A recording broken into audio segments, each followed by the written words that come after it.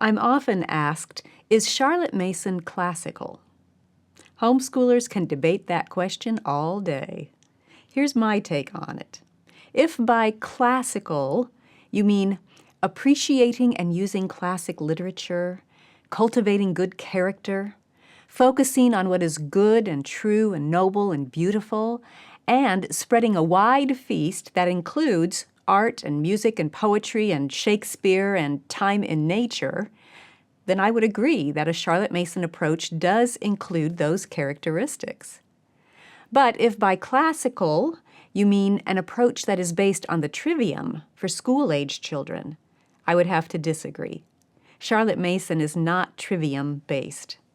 There are some foundational differences between those two approaches. If you're not sure what a trivium is, watch the video 5 Flavors of Homeschooling. If you have decided to move from a trivium-based type of classical homeschooling to more of a Charlotte Mason approach, you may find that you need to shift your thinking in a few areas.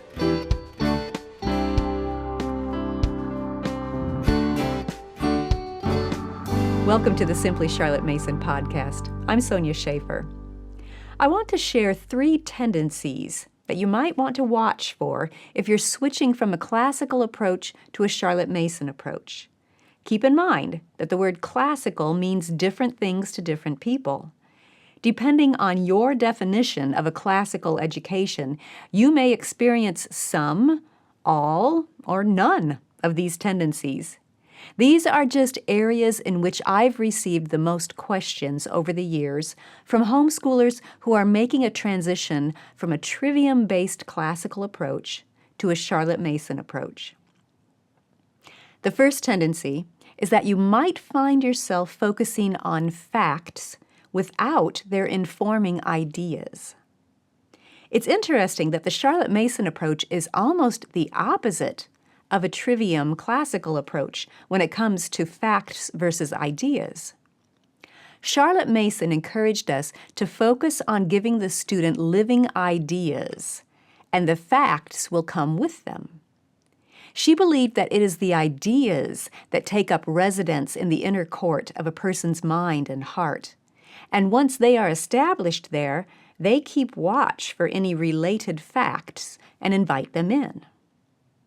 Whereas the grammar stage of a trivium approach, as I understand it, focuses on giving the student facts to memorize in preparation for ideas that will come later. It's been described to me as driving in pegs of facts that the ideas will eventually be hung on. Do you see how those two approaches are opposite? One moves from ideas to facts. The other from facts to ideas. So if you're switching to a Charlotte Mason approach, you may need to completely flip your thinking, especially in those younger grades, and put the main focus on the ideas, not the bare facts. Yes, a Charlotte Mason approach does include memory work, but that memory work is based on ideas. For example, your student will be memorizing poems and scripture passages, content that feeds her mind with ideas. But fact memorizing, such as math facts or grammar definitions, those are not required until the student has personally explored and become familiar with the ideas, the concepts behind those facts. Now again, depending on what type of classical education you've been doing, you may need to make that mental flip. Tendency number 2, you might have a tendency to move too quickly. When you feed your student a feast of ideas, you need to give him time to digest them, time to process deeply, to ponder fully, to live with an idea. That's what educates the whole person. So be cautious of moving too quickly through a topic, just skimming the surface. Chances are, when you move quickly, you're just sharing pertinent facts. Remember, the focus is on those living ideas. Schedule time to linger with the historical person through a living biography. Plan to spend lots of time getting to know the ideas that ruled that person's life. not just the bullet points of what he's famous for. Allow several weeks to live with one artist's or one composer's or one poet's work and the ideas that he or she was communicating through that work. Don't speed through history. Take your time and really get to know those fellow human beings who walked this earth before we did. Then tendency number 3 is based on a classical education's emphasis on logic and reason. One whole stage of the trivium, the dialectic stage, is focused on logic and reason. Yes, we need to teach our children to think logically and to use reason. But Charlotte Mason cautioned us about the danger of emphasizing reason more than character and principles. See, we can reason ourselves into or out of anything if we want it badly enough.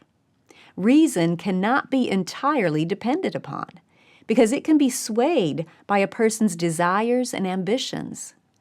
We may logically know that our budget is this amount, yet we can find ways to talk ourselves into going over that budget if we really want something. Yes, we need to teach our children to think deeply and well, but perhaps more importantly, we need to make sure we are instructing their consciences and giving them timeless principles that will help guide their thinking on the right path. Principles are unchanging core truths that can be depended upon regardless of how a person feels or what he wants. It is the principles that inform and instruct the reason. In a Charlotte Mason approach, the emphasis is upon helping our children grow in those principles, governing their wills and their reasons with solid truth. So those are 3 tendencies that come to mind that could pull you off a Charlotte Mason path. Again, some of them may apply to you and some may not, depending on what type of classical education you have experienced. Now let me give you 3 quick tips to help you stay on a Charlotte Mason path. These tips are true regardless of the approach you're coming from, but they reflect many conversations I've had with trivium-based classical homeschoolers. The first tip is just a reminder to view your child as a whole person, not as a mind in a particular developmental stage. Well, yes, keep that child's developmental capabilities in mind. Don't expect him to be able to do something that he cannot do yet. But remember to look past the skills he may or may not have and to see him as a whole person. It's easy to compartmentalize education and start to focus only on certain skills, such as reading and writing or arithmetic skills. But Charlotte Mason would gently remind us that education is about helping each child to grow in all areas of life, mental, social, emotional, and spiritual. And that growth transcends developmental labels. Even young children work hard at communicating their thoughts well. That's not something reserved for the rhetoric stage. And sometimes even young children come up with astoundingly logical arguments before they ever reach the dialectic stage. And we can all, even older students and adults, we can all learn from a good story.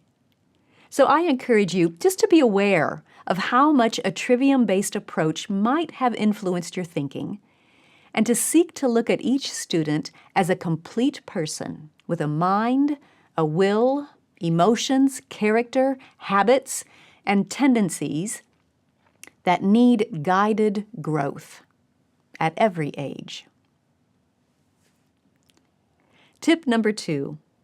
Focus on feeding your student's mind, not just exercising it. There's a big difference.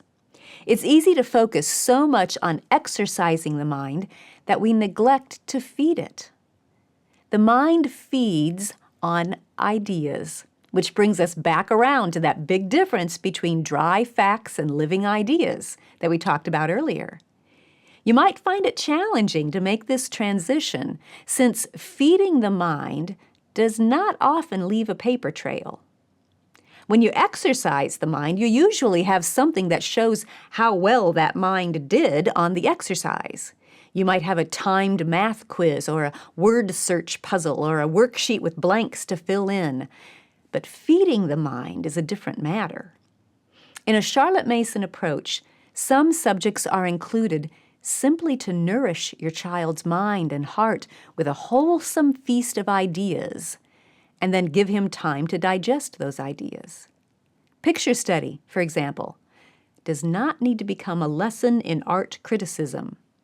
It can be just a beautiful picture to savor and ponder over the next few days. Poetry can just be enjoyed rather than dissected and analyzed. Now, that doesn't mean that we require nothing of the student. The methods used in a Charlotte Mason approach do require the student to put forth effort. But the wide variety of subjects will give your student a wonderful balance of enjoyment and effort, of feeding and exercising, and balance is important.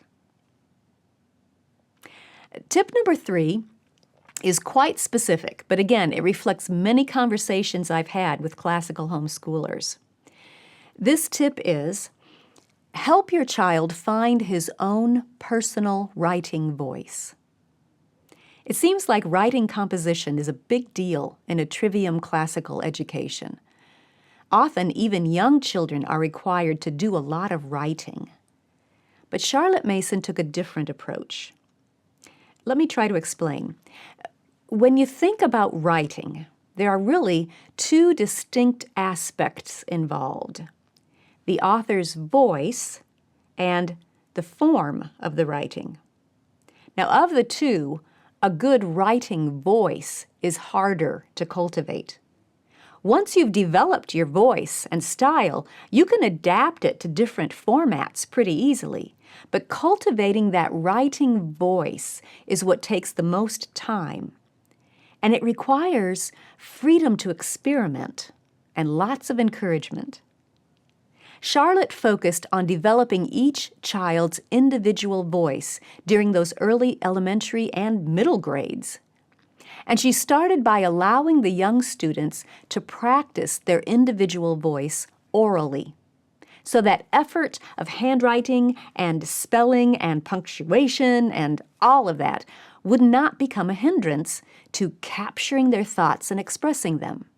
That's why she used oral composition in the younger grades. We call it oral narration. Young students practice their handwriting during handwriting lessons, and then they use oral narration in the other subjects. They're still doing the mental work of capturing and organizing and expressing their thoughts, but without those additional distractions that come from writing them down. Now, once their handwriting is more fluent and well established, then they begin to write some narrations. But once again, the emphasis is on allowing each student to experiment and to find his or her own personal voice.